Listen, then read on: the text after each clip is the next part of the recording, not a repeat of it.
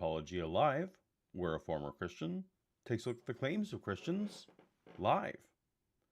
And hopefully you're actually hearing me, because in the spirit of scientific endeavor and everything I've learned about the scientific method and debugging, troubleshooting in my software engineer job, what you want to do when you want to find problems is you want to change one variable at a time. So what I have done since last we streamed, oh, louder please. Since last we streamed, I changed almost everything, which is far too many variables to change all at once. So I did a dress rehearsal earlier today, and everything worked fine. And then just minutes before going live, things weren't working fine, of course. My new earphones weren't working, so I got these corded ones in. Anyway, you don't care. I just hope that you are having a great morning or afternoon or evening or whatever time it is when you're hearing this. And I want to thank you for joining me, hang out with me and my sleepy dog who's over there. Maybe she'll make an appearance, maybe she won't. And it's been too long, and I wanted to talk about apologetics and just enjoy my time with you guys. The way the Paulogia Live show works is that we go through some predetermined topics that you guys, some of which you guys have helped me send in. live@paulogia.com is an email address that you can always send me suggestions for short videos or tweets or anything like that you might want to cover on the show. And in the second part of the show, we go to the chat. Ideally, we start with super chats, and as we can, we go to the chats. I'm still working on making all the chat stuff work on the screen, but hopefully I've made enough changes and this will all work out great. So let's start that with our first topic of the day. Some of you will have seen the video that I put out yesterday on my main channel, the newest edition of Ham and Egg News, where Ken was talking about various things, including school shootings and asteroids killing dinosaurs. And one of the stories that was discussed was a incident in a school where a number of children were bullying someone who identifies as they, them. They identify as non-binary and had requested that the schoolmates call them they, them. And there was a number of schoolmates who were deemed to be harassing this individual. Now, no one is disputing that there was harassment. The controversial part of the story is that there's potential action under what's called Title IX, and I think it was Wisconsin, but don't quote me on that. All that to say, there is some controversy about what kind of charges should be brought. Now, Ken's two co-hosts who were new to me, one guy's name was Rob, and I forget the other person's name. She has a PhD in research, biology research.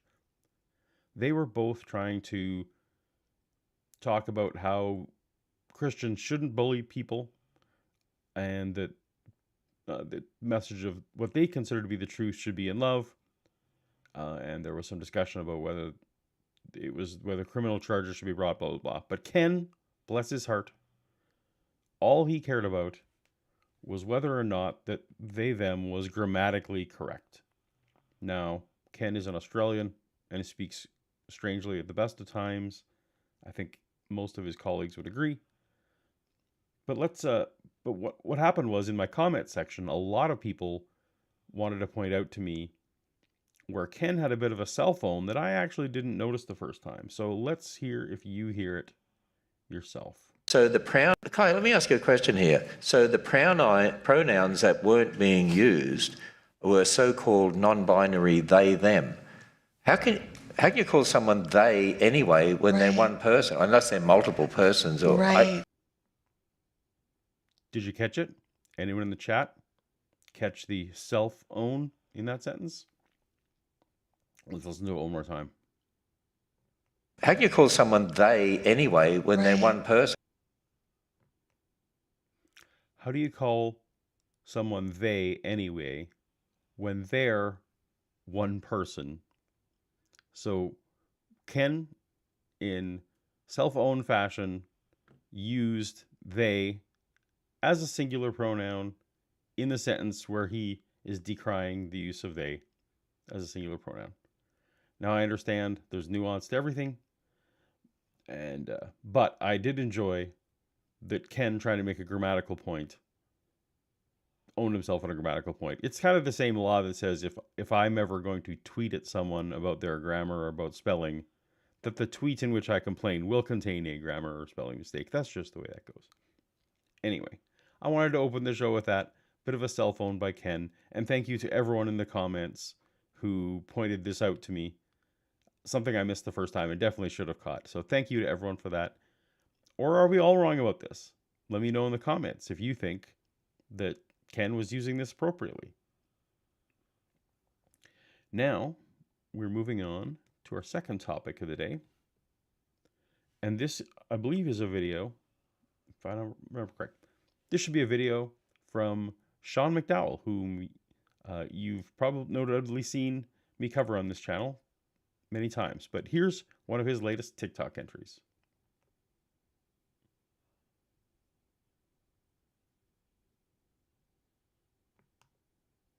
That's true of pretty much anything you ask about the Bible. You can always find ways to say yes in one sense, no in another sense. I used to have a little game that I would have people play with me where they would give me a topic and I would try to come up with Bible verses that would take both sides, both the affirmative and the negative on that. And very rarely did I fail to find verses that wouldn't support both sides. That's just the nature of a big book like the Bible.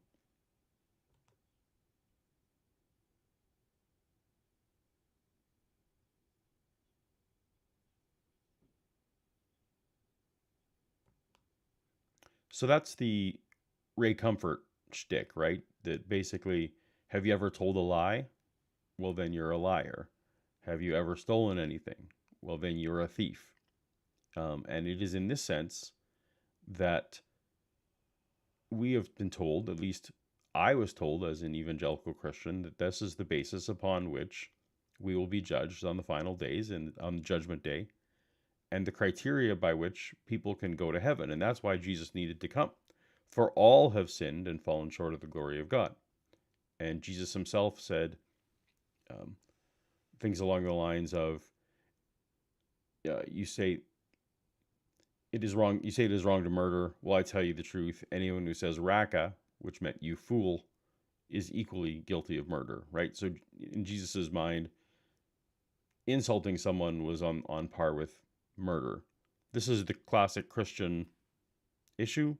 I think that's relatively non-controversial in Christian circles.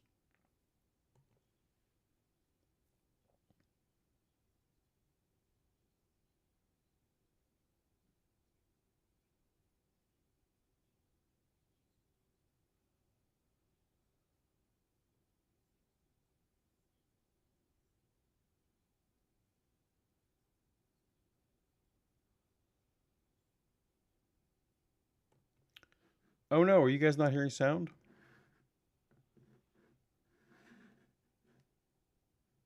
Shoot. I apparently it doesn't sound. Okay, well now we're gonna troubleshoot live. Let's try this again. Did you guys have sound from Ken? Let me know in the chat if you had sound from Ken.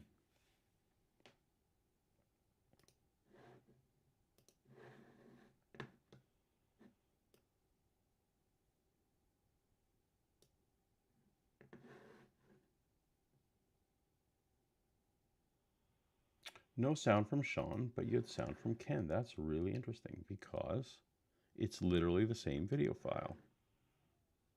And I can hear it.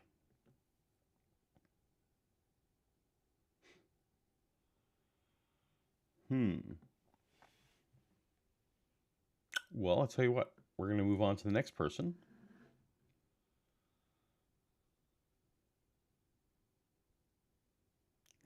We all heard Ken. Unfortunately, we heard Ken, but we didn't hear Sean. That's really weird. Okay, well, I'm going to stop saying how weird it is. I'm actually going to move ahead to the next video.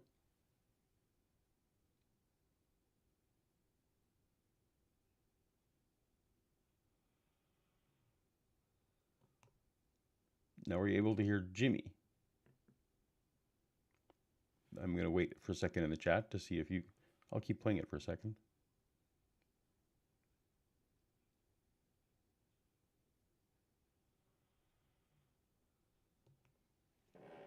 Yeah, YouTube Punk. Actually, interestingly enough, though, this is all one video file. I combine them all into one video file. So, okay. So it's not clip by clip because it should all be playing. So let me try and troubleshoot a little bit while I am on the air.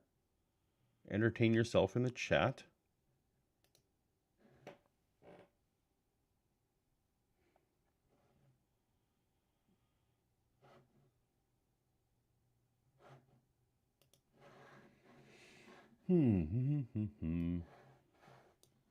This is fun. This is why we do fun chats. Monitor chat. Audio monitor only.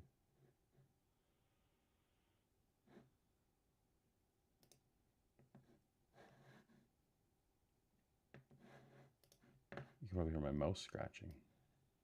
I haven't worked with a mouse in a while. I'm used to working on my laptop.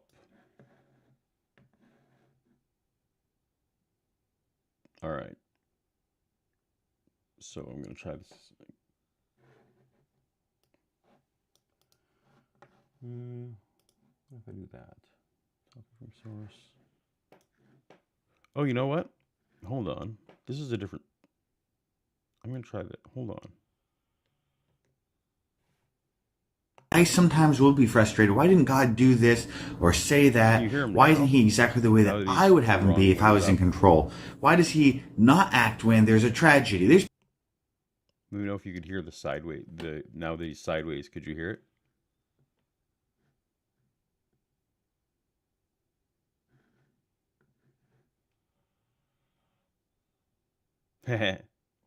Oh, yes. Yeah, you can hear him. Okay. So it's in the vertical scene. Something is it wrong with the vertical scene. That's interesting. Okay. Well, that's... No, it's...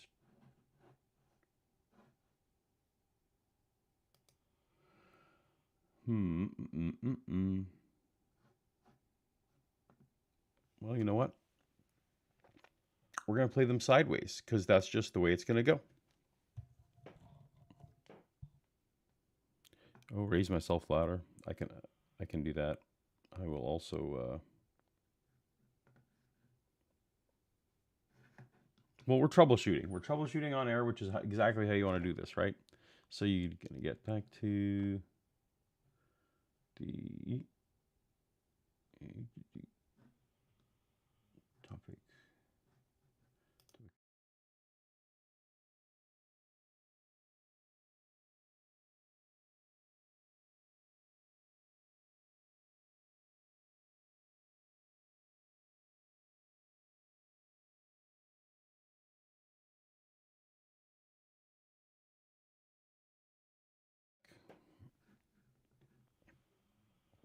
Let's start this again, and I will figure out the vertical video for some other time.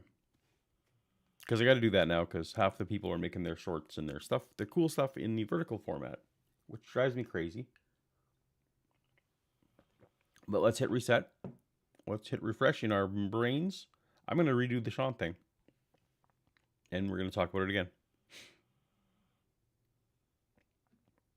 But first... Are all sins equal? The answer is yes in one sense, but no in another. James 2:10. Are we hearing that? Let me just make sure the chat is hearing that. And I will say yes, once again, that, well, I'm not going to redo Sean's thing. We've talked about it already, but the whole point on this whole Sean thing was, this is a distinction without a difference. The important part, of course, for those of us who are not Christians, is what's the dividing line between saved and not saved. So it doesn't matter much to us if there is crowns in heaven, where you can get extra benefits in heaven if you're extra good, or if in hell, for example, in Dante's Inferno, which I learned recently was inspired a little bit by an apocalypse of Paul, which was written in the mid to late 2nd century. It was sort of like the book of Revelation, but allegedly by the Apostle Paul, who was long dead by the time in that time, but where Jesus was guiding Paul on a tour through hell.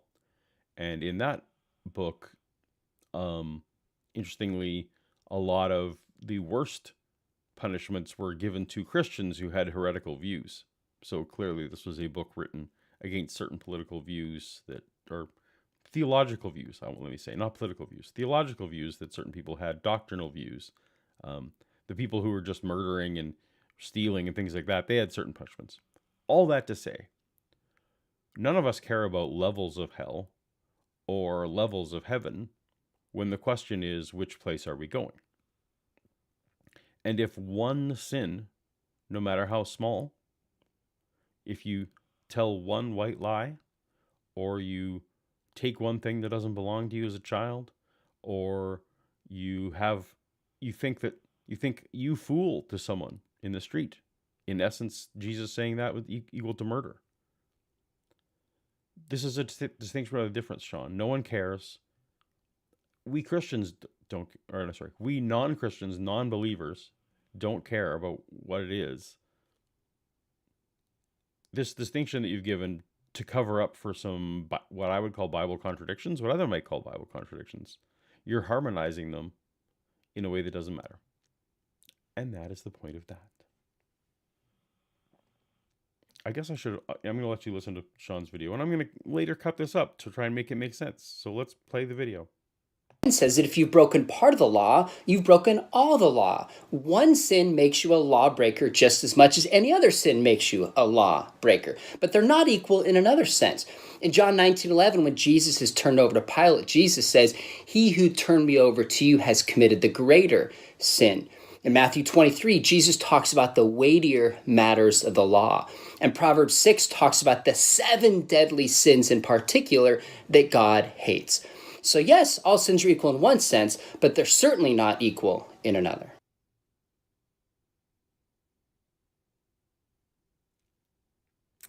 So was that a distinction without a difference? Or am I nitpicking and not giving Sean a charitable assessment there? Perhaps he was only meaning to talk to Christians, and in that way that he was trying to tell them that, I don't know what you'd be trying to tell a Christian, since Jesus is required to forgive all those sins anyway. I'm not sure who Sean was talking to. Let me know in the comments, let me know in the chat what you think. Is there really a difference in God's eyes from one sin to another? Of course, the other part of this, because I'm thrown off by the sound issues, my apologies, everyone. I'll get back on track. The other problem there is that Christians appeal to our intuition. Our moral intuition is allegedly the evidence that they point to when they talk about objective moral values. Now, the problem for them is that our intuition about morality is not that a single lie should earn you eternal conscious torment, or that taking one item earns you eternal conscious torment, or even that taking someone's life, even a murder, is worthy of eternal conscious torment. That's not our moral intuition. And that's probably what Sean is brushing up against here. The intuition of everyone who's listening to him saying, you know what, Jesus doesn't sound right. That doesn't ring true to me when he says that you fool is equal to murder. So he comes up with this idea, well, no, there's lots of verses that say that some sins are better than others, but he doesn't give us anything to do with that. Salvation still hinges on the one thing, So I don't think he actually addressed the kind of concern that the person who's watching the video would have. But let me know if you agree or disagree. Thank you to everyone in the chat for being so forgiving and helpful in helping me troubleshoot. This is a brand new setup for me. And actually, I should address and thank people who... this is the first live show that I've done since announcing that I was going to go full-time. And as you can see, it's not really working out that well, but it's okay. People were incredibly generous that day, incredibly supportive. I got so many stories that day of people who the channel has helped, and that was of great value to me, just to know that I'm on the right track and that this is the kind of thing that is helpful to people. If it's not helpful to people, I got lots of other stuff I could be doing. But my heart is for people who are deconstructing or have recently deconstructed, or former Christians who we're all struggling with not only the effects of our indoctrination, but also the people in our lives who are currently Christians and how to interact with them. And also some of our own doubts, our doubts about our doubts, and whether or not the Christian apologetics are good arguments or not, and just looking at those as honestly as we can. And I'm so grateful for everyone. Thank you for those who signed up as members, both here and at the other channel. If you're seeing anyone in the chat who has like extra icons by their names or can use some extra emojis, those are channel members for as little as $1 a month, I think, or maybe it's $2. I think it's $1.99. You can become a channel member here or at our main channel.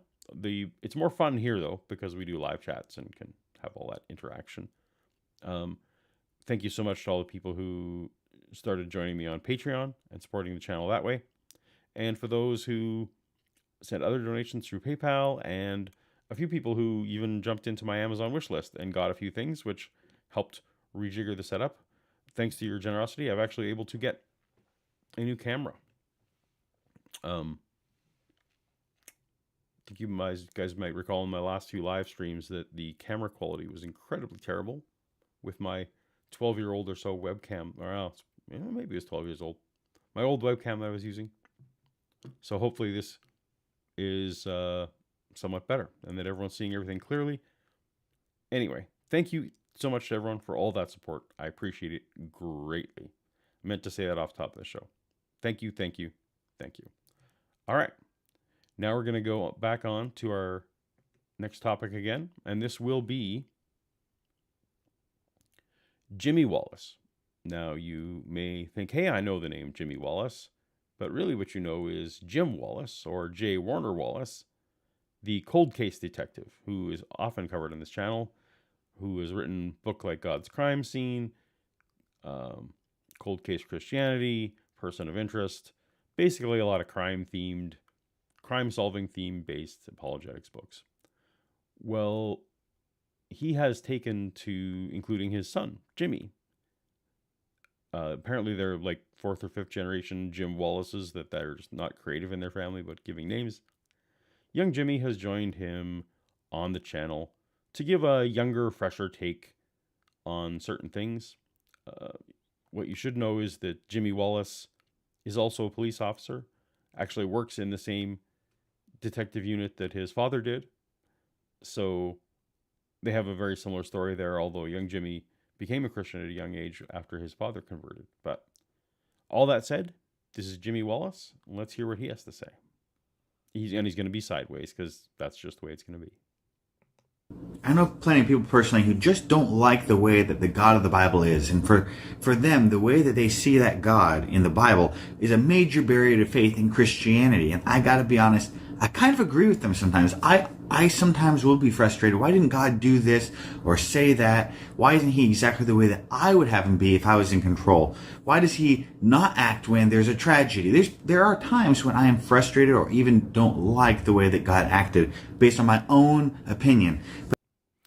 So what he's describing there is often called the problem of evil, or at least in some circles that argument is, or that thought process is given a name, the problem of evil. and rather an apologetic for God, it's one of the few arguments that is leveled in actual attack of Christianity or any kind of religion that would claim that it has a God that is all-loving. Now, it's only an argument against such religions that have that claim because, of course, if you wanted to claim that the universe was created by a pantheon of gods who are not morally perfect and don't necessarily care and have their own selfish motives, blah, blah, blah, the problem of evil is irrelevant and doesn't make a lot of sense. It really only works against, again, the Abrahamic God. It's religions generally, because they're the ones that put forth this monotheist, perfect, morally perfect being. Now, here's the thing, and part of the reason I'm bringing this up is that it came up on Twitter in the last few days about my stance on the problem of evil. And even though I have a few videos on my channel regarding the problem of evil, I've never really understood it as a great argument against theism. I think I'm in the minority there. I think people like Bart Ehrman became an atheist agnostic specifically because of the problem of evil. And I know lots of other people for whom that is true. And if that is you, that's great. I just don't personally get it. And perhaps it was part of my indoctrination. Again, the idea being that God, if God was all loving, he should have intervened here or should have intervened there or should have prevented certain things. I still hold, and this might be heretical, I'm hoping I'm not bursting any bubbles or making people feel uncomfortable. I still hold that if there is a monotheistic God who is all loving and all knowing and all powerful and all good, that it is possible that in the long game that he might have morally sufficient reasons for allowing certain things. So because an all-knowing God would know over the span of the billions of years of the universe, I could never go back to that young Earth view, to the billions of years in the universe, that that allowing a certain section of suffering, allowing a certain child to have cancer, or allowing famine that wipes out, villages and kids, and and school shootings and all these things, can there be a moral reason why that might be acceptable? I have to say that I'm mortal, and in that situation, I just don't know. It's plausible to me. So I think it's a good reason. I think it's really good for us to ask, well, why didn't an all-loving God do that? And can we make any sense of it at all? But what I don't think it is a defeater. You may disagree, and I look forward to lively comments on this. But I've gone on record on this in several other videos, but I'm going on record again. Problem of evil doesn't actually dissuade me from theism. That's not really the way it works. I really have to ask the question, is God real? Is Christianity true from the start? Because if that God exists, and whether I like him or not, whether he's the way I want him to be or not, I still have to deal with him. He still exists and would have certain desires for me. So I gotta first ask, is Christianity true?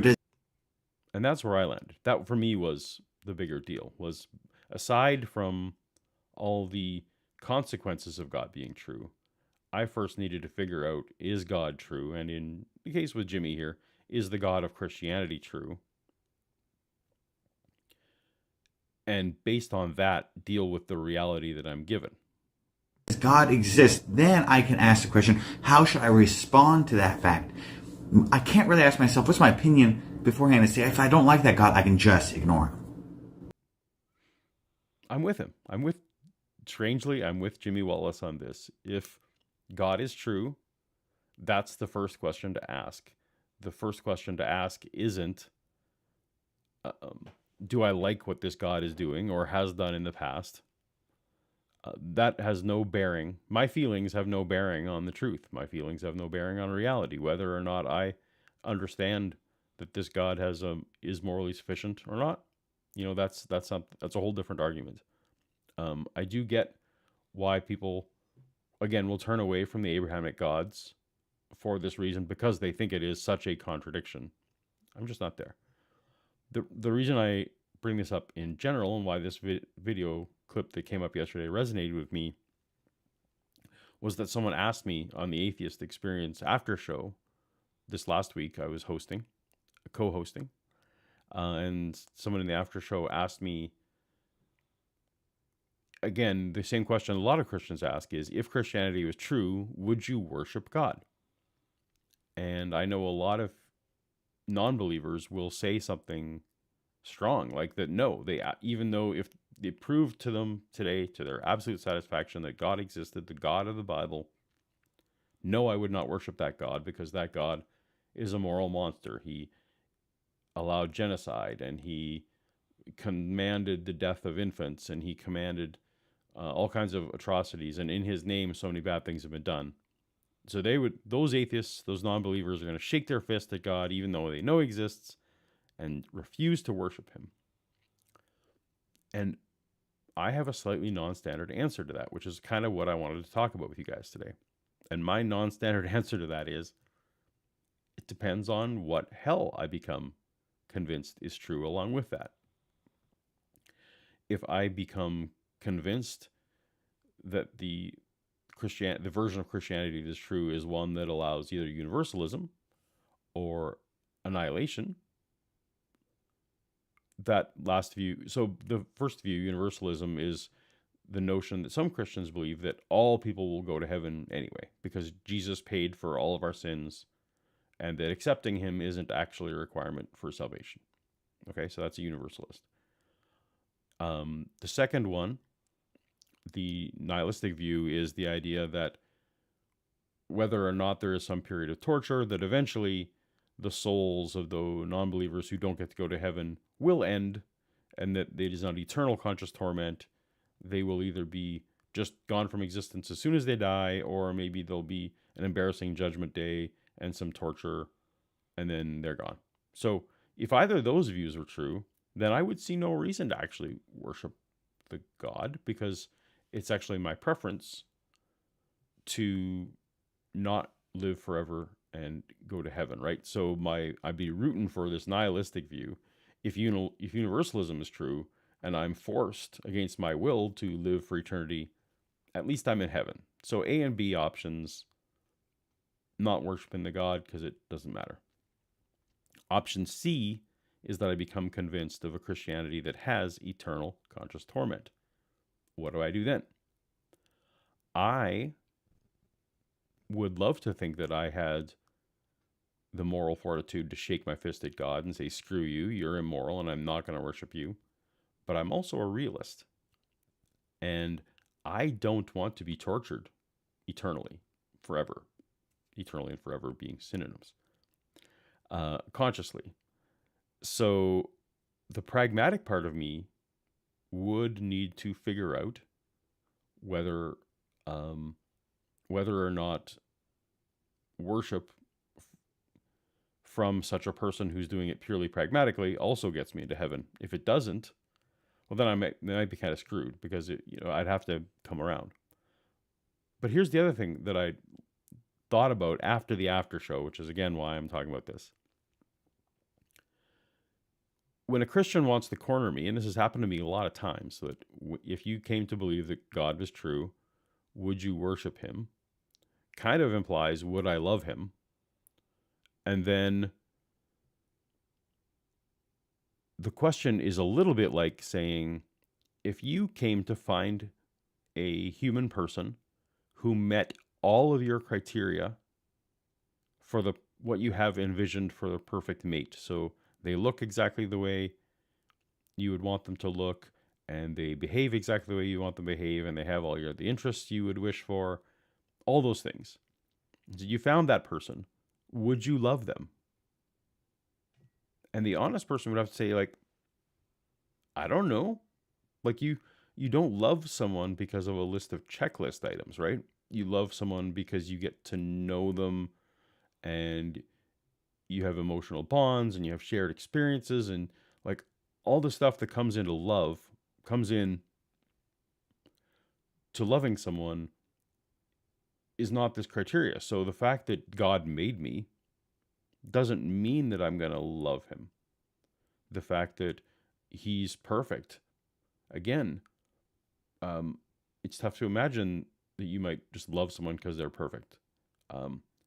If someone's like perfect at chess, that doesn't, and I like chess, that doesn't mean I'm going to necessarily love that person. So I think that this is just a garbage question by the theists who want to throw it back to me for lots of reasons, but I have my A, B, and C scenarios. But I now think it's just ridiculous to ask whether or not I can predict in the future that I will love someone that I've never met. I think the ball is in the court of that God to endear themselves enough to us to cause us to love them. So again, you don't just love someone because they make a sacrifice for you. You love them for a myriad of other reasons. So Christians, that's my answer, my definitive answer to that question as of the day that this was recorded. And you need to come up with a better question because yours is garbage. But perhaps you disagree. Perhaps you think it's a great question. Let me know in the comments whether I'm off base, whether you think that I'm a chicken and I need to repent of my hypothetical scenario ways and shake my fist at a God who would not care whether I thought he was a moral monster or not, theoretically, if the Christian Bible is true. But maybe I'm wrong, and maybe most of you, I think, disagree with me on this. So let me know in the comments why I'm wrong. Cool. Moving on from Jimmy, we have one of our other favorites. We have coming up here a Frank Turek. The point about that it was kind of a self-evident for me until I reached Romans 1:20. So this is a clip for which no context is given. I am inferring from context that we are at a convention of some sort.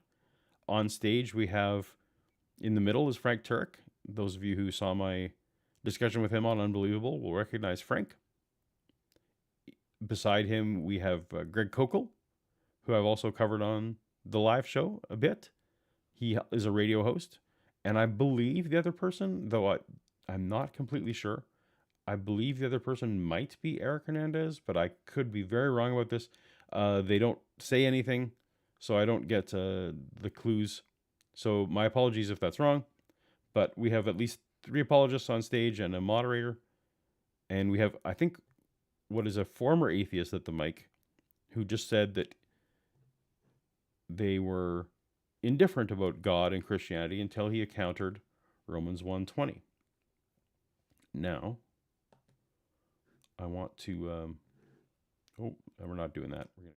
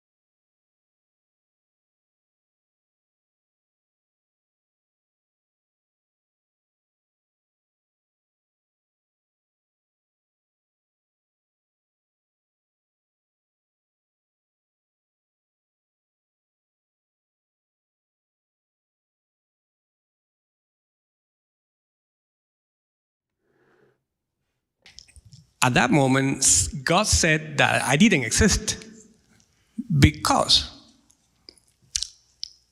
atheists don't exist because everybody knows about God. If you read it, it said, I didn't have any excuse.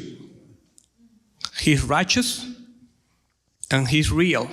He's the Trinitarian God of the Bible. So I was on board with this guy's interpretation of Romans 1:20. It's similar to my interpretation, both when I was a Christian and now, that there's no such thing as someone who doesn't know that God exists. I don't know. I think he's kind of telling us his story of how he changed, that basically he just saw this claim and then decided that therefore God is true, or maybe it resonated with him and maybe he had been suppressing some level of truth in his life, or what he would say is the truth, that maybe he suspected God was existing, but he didn't want that to be true. I don't know. I don't know this guy's story, but it seems like a weird convert story to me, but carry on. At that moment, I didn't have that. I am the one that had to demonstrate that he doesn't exist. How do you approach that? I think that there are some people out there who genuinely don't believe God exists because they've suppressed the truth so long that God has given them up to their own desires, and they're at the end of Romans 1 rather than the beginning. So I don't want to call people who are atheists disingenuous. They may Thank you. Thanks, Frank. I'm not disingenuous. be totally honest, but they've lost the capacity to recognize God exists because God knows they're never coming back and he has given them up. Okay, that's a lot. So Frank is part of the divine hiddenness argument that I find compelling, and is part of the whole narrative here is, can there be such a thing as a non-resistant non-believer, meaning that you don't believe, but it's not because of anything in your heart that is resisting. It's that you genuinely just are unconvinced due to a lack of evidence. Can such a person exist at all? Frank is saying no. Now, the reason Frank is saying no is that he thinks that anyone who is in that state, let me step one step back. Part of my counter to that is that the only thing I can know for sure in this life, I can't know for sure if I'm a brain in a vat. I can't know for sure if my senses are reliable. I can't know for sure that the universe is going to operate in the same rules of physics tomorrow that it does today. These are just things that we presuppose, that we assume, and in order to get along in the universe, and we've done pretty well making those assumptions so far, but I don't know for sure. The one thing we do know for sure, sometimes we are familiar with the phrase, I think, therefore I am. The one thing that we can know for certain is the content of our own thoughts, right? Because it would be impossible, even if our thoughts were being fed to us by a demon or a computer or some alien species or whatever, even if our thoughts aren't actually our own, we can be certain of the content of our own thoughts, wherever they originate. And we, in my view, we cannot be wrong about what the content of our own thoughts are, because they are our thoughts. And by definition, if the content was different than what we are imagining, then it's not actually our thoughts. Those of you who are more philosophically minded, I would love to be corrected on this, but no one has challenged me strongly on this before, the philosophy of that. So the content of our own thoughts, we can know for certain. Now, I have evaluated, I've spent a lot of time in my life evaluating whether I am resisting belief in God. Now, Frank can't know whether I'm being honest about that. No one outside of my brain can know. Maybe, setting God aside, no other human can know. So Frank is asserting here to know, because of what is said in a book, that he knows the content of my thoughts better than I know the content of my own thoughts. I think that's impossible. that he can know better than myself, or that even God can know the content of my thoughts better than I know the content of my thoughts, even with perfect knowledge.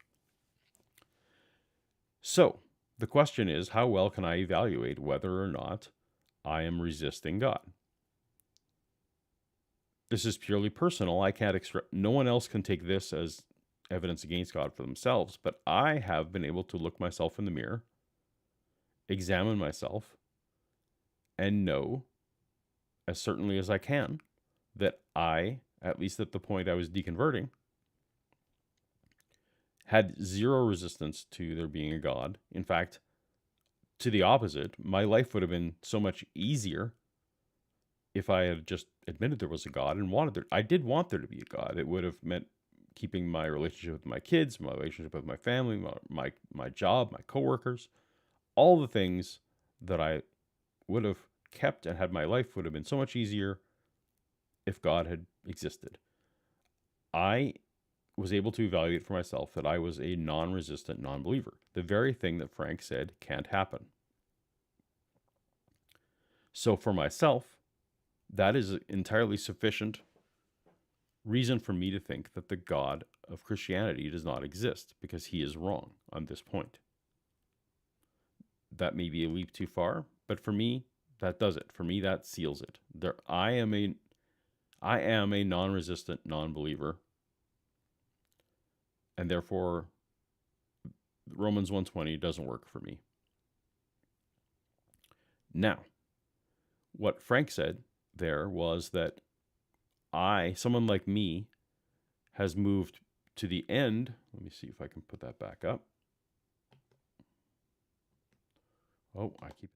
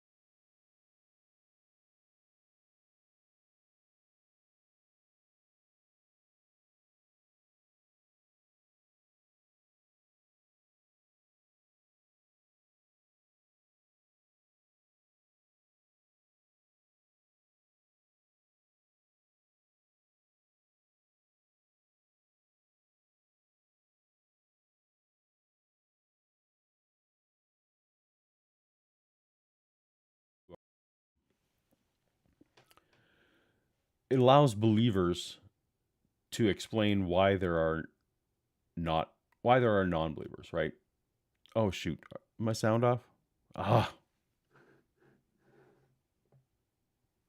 Is it here back again? Damn it.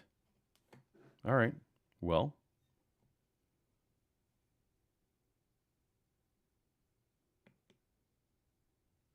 I got it. Thank you guys. Thank you for in the chat, the mute thing. I know you can't hear me probably right now. Apparently my stream is oh,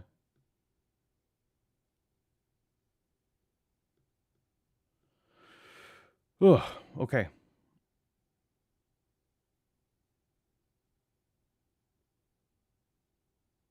Well, I'm looking at the troubleshooting. Back when he swapped screens. I see. So when I went to the... Okay. So I have, I recreated all my OBS stuff on my new computer, and apparently that didn't work out very well. So I will stick to this screen. All right. So did you lose me when I went to, when I show graphics, I lost sound. Okay. So you lost me when I went and showed the verse again. I was ranting probably about... All right.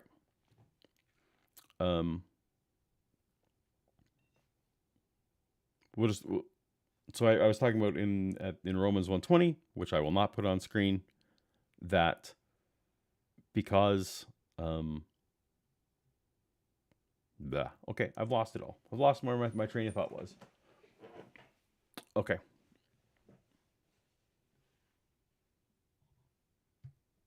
So let me see if I can put a capper on that. Let me see where my thoughts were going. Basically, when Frank says that God has given me over to sin because God knows that I will never come back to him, which is possible. It's possible that I will never come back to God. And that God has that middle knowledge. Middle knowledge is what certain Christians call the idea that God would know the answers to all hypotheticals, essentially. So, would Paul hypothetically ever come back? And if we changed variable A, would that make a difference, or variable B be a difference? And perhaps there is no world in which Paulogia is coming back to Christianity.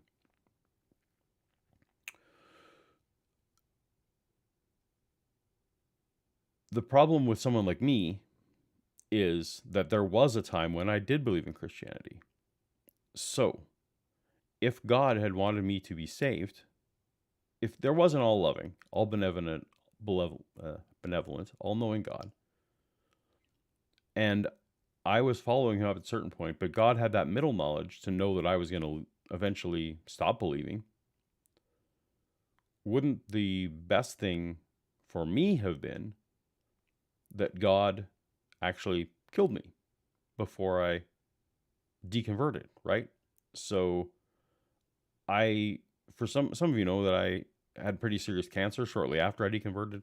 He could have given me that cancer a few months early and made the medical treatment not work, or however that works. He could have threw me in front of a bus. There's all kinds of ways that God could have killed young me, or it wasn't that young. It was pretty recently. So I don't see how that becomes suddenly, this middle knowledge solves all the problems, because again, God gave enough evidence to a certain version of Paul, but not to this version of Paul, and not to lots of different people. There's lots of people to which God has not convinced himself. So none of this gets around the idea. Thank you, Tux TV. Nothing gets around the idea that God has not provided enough evidence for everyone to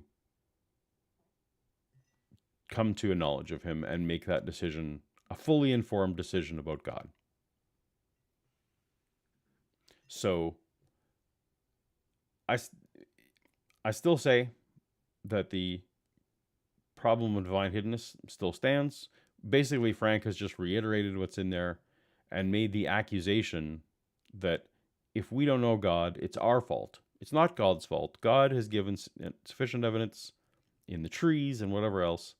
And I don't buy it, because I know that I was, and I think that I still am, a non-resistant non-believer. If you are a non-resistant non-believer, you too can show that Romans 1:20, at least for you, is garbage. And Christians, stop using Romans 1:20 on non-believers. That was the point. And I'm going to not go to fancy scenes anymore. We're just going to go back to the main topics. And I believe I have... Oh, let me go back to the video. I believe we have one more video. Now, we've all seen the movie. And this last video is from Dr. William Lane Craig, who has also sparred with me a little bit in the past. And there is an outstanding video that he's done about me that I have yet to respond to. I hope to do that this summer, but I'm waiting on some information about that. But here we go. And this one's going to involve the concepts of time and whether or not God should be frozen. Where they find a magical watch and they tap the watch and time stops apart from the person holding the watch. Yeah. And when time stops, when there is no time, everybody's frozen. Wouldn't Yeah. God be frozen? So I just wanted to pause it there.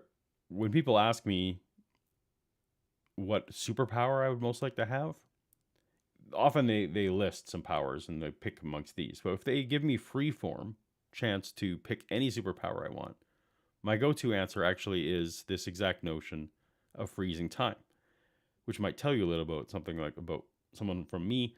I like to think about it and think, hey, I could freeze time and I could get a whole bunch of work done and get all the things accomplished that I want to accomplish, because I tend to be goal-oriented and accomplishment-oriented, and that's how I get my happiness and self-worth, I guess. If I pause the whole world and I could get stuff done and then I could unpause it, that would be great. But also, you know, I could do good with that, right? Like if there's a, if I saw an emergency situation, I could, pausing it always helps, right? I could potentially pause it and move people around if they needed to be moved and to avoid a catastrophe, or I could, you know, get someone to a hospital. The weird part about that, of course, is the physics of how in the world that would work, where things that I want to keep moving would keep moving, but everything else would remain frozen. I don't know how that's supposed to work. Like, for example, in my scenario, presumably like the internet is working and I could use a computer to write scripts and things. I don't know how that's supposed to work if everything's frozen, so maybe my idea is stupid. But under my conditions, where certain parts of physics would continue to operate and others wouldn't, yeah, that's a pretty great superpower. I don't know many that beat it, even like flight or super punching or anything like that. I can, you know, pause and get out of the way of the punch. I don't know. I think it's pretty great. I love this superpower. It's underrated. Marvel needs to have someone who does this. That'd be great. Frozen without time. Well, so I think I interrupted his question. So the question was, wouldn't God be frozen without time? I think this is an excellent question. The idea being, if time is indicated, if time is a sequence of events, or if a sequence of events means that there's time, either way you look at it, isn't God just essentially, if God is outside of time, what is the idea of events for someone who is outside of time? Like, can God have a thought that leads to another thought? Or is he just literally frozen, as the questioner asks here? Frozen implies that something is unable to move. And timelessness doesn't imply inability to change. Okay. It just implies changelessness. This might be splitting some hairs of some philosophical. I don't know that is there philosophical definitions of frozen that I'm unaware of that this is the case, but Dr. Craig is trying to make a distinction between frozen and timeless. We'll see if he can convince me of a distinction. Again, this is another distinction without a difference as far as I'm concerned. If there's no events, if A doesn't lead to B, then I'm not sure how a timeless God or a timeless anything isn't in its own way frozen. There's a difference between being changed.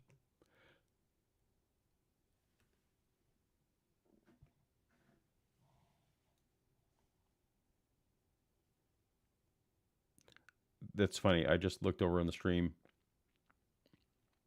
and I saw myself frozen, which is ironic, given what the topic of this video is. So I've now had all the technical problems go on here. So great for me. But anyway, we'll carry on, because apparently I'm back talking about being frozen. Less and unable to change. And I would say that God certainly has the ability to change if he wants to. He has freedom of the will. He can create a world of finite persons to whom he would be related, and he could change in relation to those persons. But so, because God has a free will, I don't see how having a free will allows event causation. In fact, I don't even know how you have free will without event causation, or some sign of sequence of even doesn't have to be causation. It's just event A happens, then event B happens. What does free will mean when nothing is happening, when there are no events? Or you're not even making choices. That's an event. So I don't think free will works in timelessness. Now, of course, the problem with all this is we have no idea what it really means to be timeless. How? Because we've lived our whole lives in this four-dimensional universe where time is the fourth dimension. So I don't think we can fully grasp what it'd be like without it. But I don't think free will stands up. Philosophers, let me know if I'm wrong. Existing alone, without the created universe, without time and space, there just isn't any need or room for God's being changing. So Dr. Craig is talking about God. It's weird to say this without time, but in a period without the created universe. So presumably in the Christian mythology or the Christian story, the universe had a beginning. That's Craig's whole career. So there must have been some sense where there was no cause. So God wouldn't need to. He's like, well, God doesn't need to change in such a time. But again, I don't see how he can have the will to create without time. He's going to try and explain it. Because you see, each person of the Trinity is already omniscient. That is to say, he knows everything. There's nothing more to learn. So that's a weird thing to think about, right? So there's the Father, Son, Holy Spirit existing without time, where there is no sequence of events. But so you have these three beings sitting there who know everything, but theoretically can't ponder them, can't use that knowledge to any purpose, can't run scenarios. Again, like this whole middle knowledge that apparently God has, where he knows what I would do with different amounts of evidence. He can't run those scenarios. Nothing can happen. They're just three intertwined beings knowing everything, but having no thoughts. Neat. He is morally perfect. There's no improvement. Okay, morally perfect. What does it even mean to be morally perfect if there are no actions? So for me, morality has to do with making decisions we make and actions we take, right? I don't know of any definition of morality that doesn't in some way try to say that there is something. Christians would say that there's something that you ought to do. Others might say that there are things that are desirable or less desirable based on a common goal. But I've never seen a definition of morality that involves no actions and no thoughts. So how easy would it be to be morally perfect in this frozen world, right? If you paused me right now and I was just sitting here in limbo with no thoughts, I would be morally perfect the entire time I was frozen. So that's pretty easy. If that's the sense in which God is morally perfect, that's pretty lame. To be had. Their will is in complete harmony. There's no chance of discord. Again, that they're all in harmony of will. Who cares? There's no one's having new thoughts. No one's having disagreements because you can't have events. So you see, I think that God can exist changelessly without the world. That would be what it would mean if there was no time. You're not answering the question, is God frozen? In this timeless state of fellowship among the persons of the Trinity.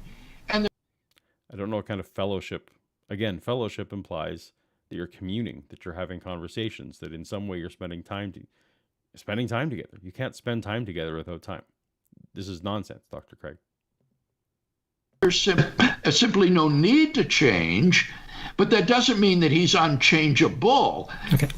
Indeed, I think that God could and has the ability to create a world of changing creatures to whom he would then relate, and so he could enter into time in order to enjoy fellowship and temporal relations with temporal changing persons.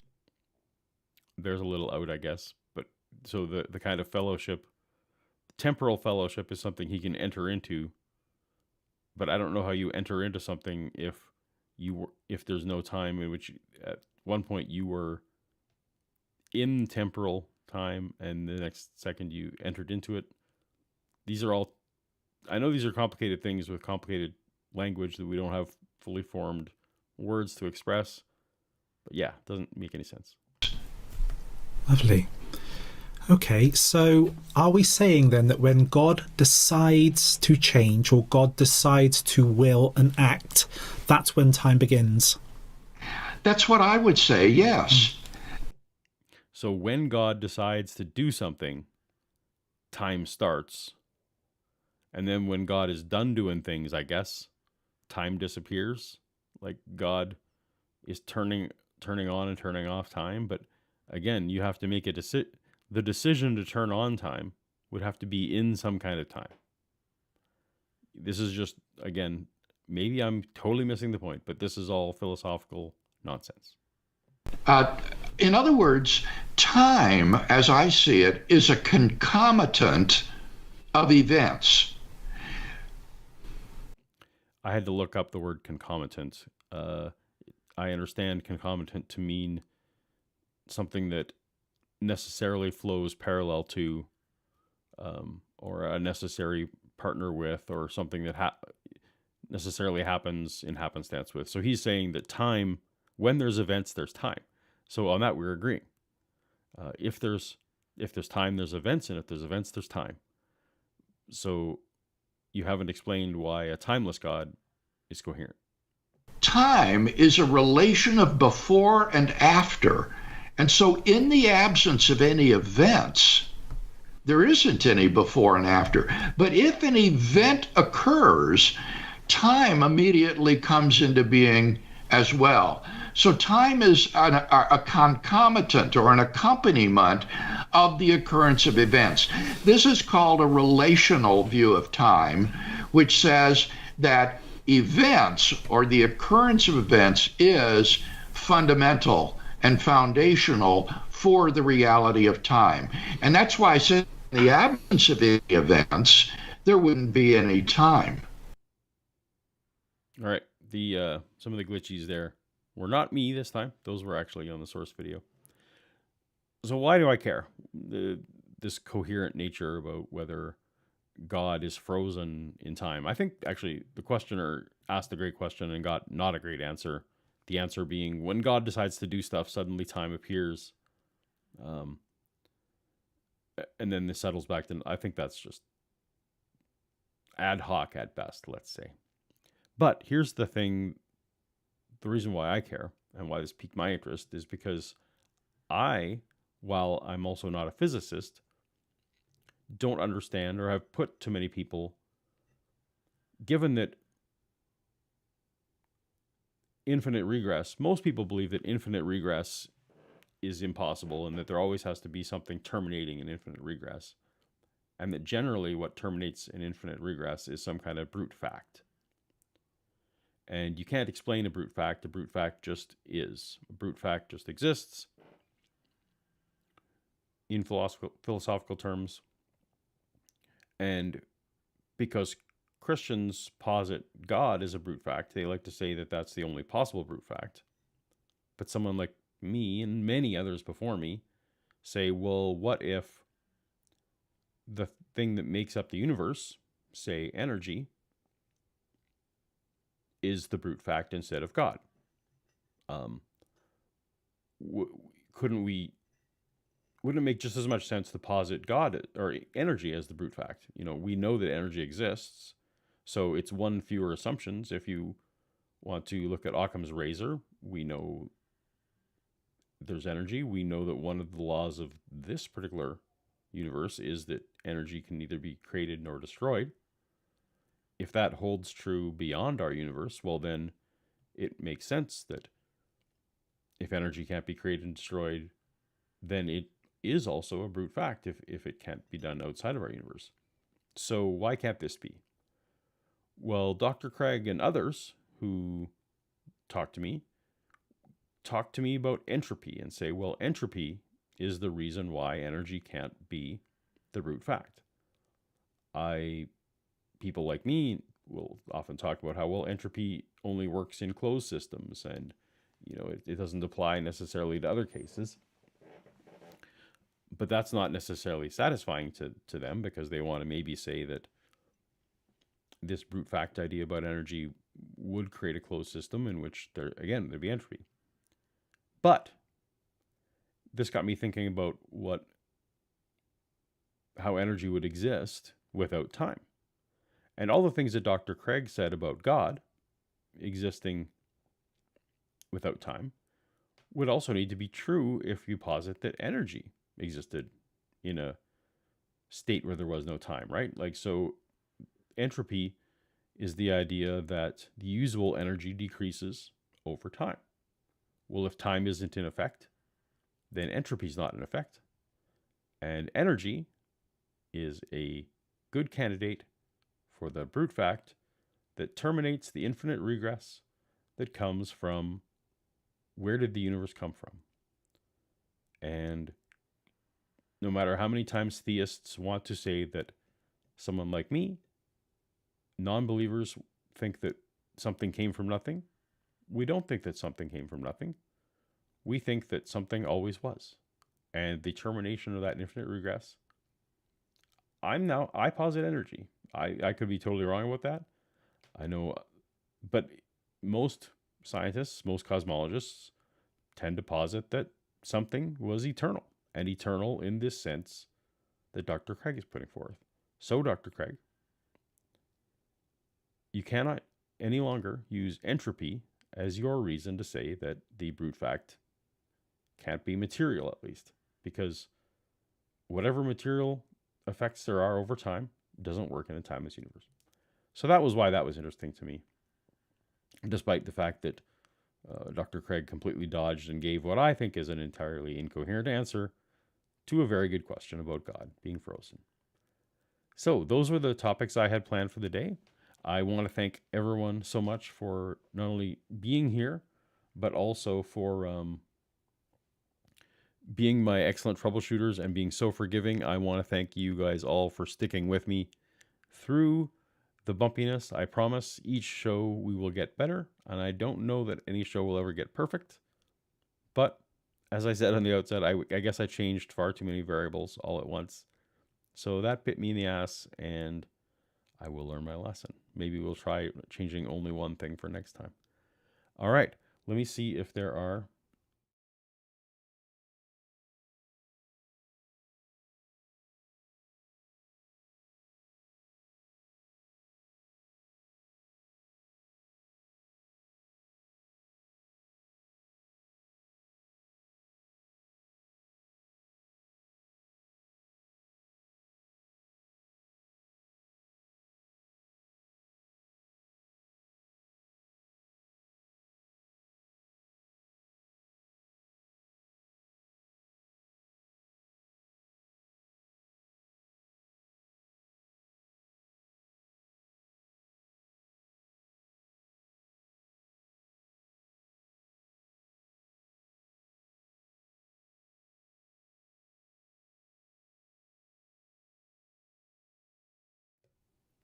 I forgot. I can't do that.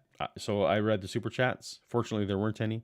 I made this stupid mistake again. Look at that, of switching to a view where you guys can't hear me. So the two super chats, thank you to those who sent them. Your names were on the screen for letting me know that you couldn't hear me. And of course, you can't hear me now. I'm seeing now the mute signs again, which I was just talking about. I want to thank everyone so much for helping me troubleshoot, helping me make the show better, for sticking around and dealing with all this tech stuff. Eventually we'll get it settled and we'll focus mainly on the Christians and their claims again. Thank you so much. If anyone has any last minute questions, if you want to just tag Paulogia live in the chat, I will answer questions here. Sounds back, big hugs. Sound good now. Yeah. So obviously it's those other views.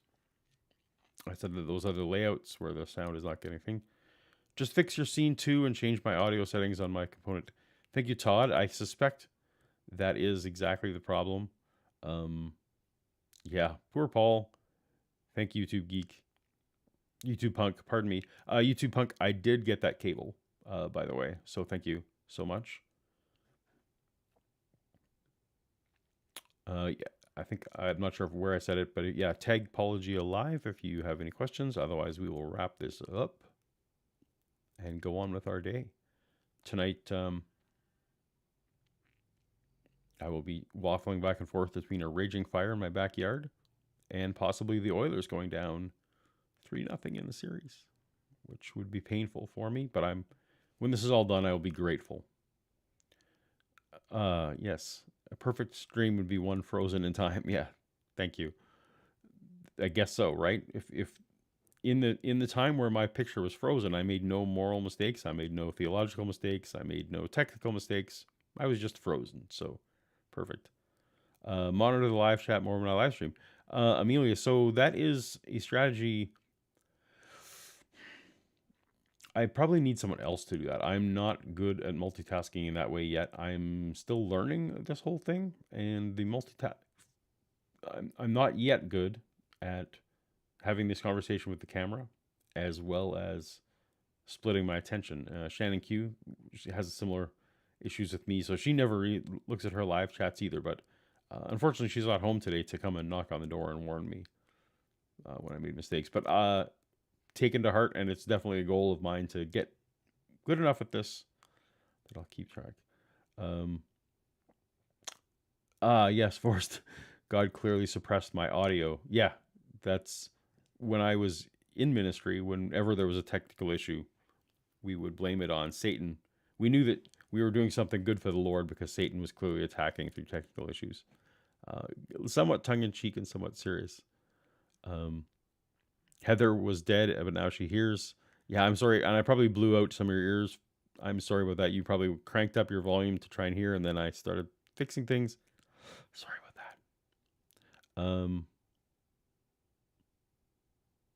I can filter my love chat through the moderator, so I hope you mean live chat. My love chats, I hope the monitors aren't privy to my love chats. My issue with suffering is exactly your objection with the claim you can't change your mind and find God again. I mean, theoretically, there's nothing logically incoherent with God providing me with more evidence. Now, that evidence could actually even be a personal experience. Like, I'm not saying that that's not... Personal experience can be a good enough reason for one person to believe. It just can't... Your personal experience can't be a good reason for me to believe. So, there's lots of ways a God could theoretically convince me, but for some reason he's chosen not to. And I feel like the ball is in his court. I have done everything I can. I listen to every video. I read every book that is recommended to me on the topic. So, yeah, ball's in your court, God. All right. Paul, do I have 2 monitors? I do now. That is also a thing that has changed since my last stream, is I now have 2 monitors. Can you tell? Are you saying, maybe you have good advice for me? I've actually not had a 2-monitor setup for decades, and I used to use it for a whole different other sets of things. So if you have advice on how to use them to the best of their ability, it definitely has sped up editing. So I greatly appreciate the fan who provided me with the second monitor, and it really is speeding up editing. That's my most favorite thing. I can keep the script up and the full editor at the same time, saving a ton of time. So thank you. All right. Do I think it's a good idea to ask creationists whether they believe sin is a creative force? It's tough with creationists. So like in the last video I had with Shannon Q regarding like the eye, and maybe that's what you're referring to, where Jason Lyle was claiming, of course, that our eyes were perfect, and then sin happened, and then our eyes became unperfect. Well, some of the imperfection, a lot of the imperfection is in the design, not in the fact that it wears down, or that, you know, one person is born with slightly rounder eyes than somebody else. Like, there's fundamental design flaws here. And did Adam and Eve have perfect camera-like eyes before they ate the apple? And then sin, as you say, did sin rewire everything? I think the kind of creationist who would make that claim, that's an excellent question for sure, because they have to pitch you a scenario how Adam and Eve were writhing on the ground as, you know, their whole anatomy was being rewritten to have terrible design. Not everyone believes that the fall worked that way, so you kind of have to go case by case. The kind of creationist I was, though, I think I probably would have, that would have been a pebble in my shoe for sure. So yeah, I think that's a good question. All right, well, that's all the tags I'm seeing, and that's all the stuff I'm doing. So before I make any further errors, I want to thank everyone for being here and wish everyone an excellent day, morning, evening, whatever you're having. And I will talk to you later.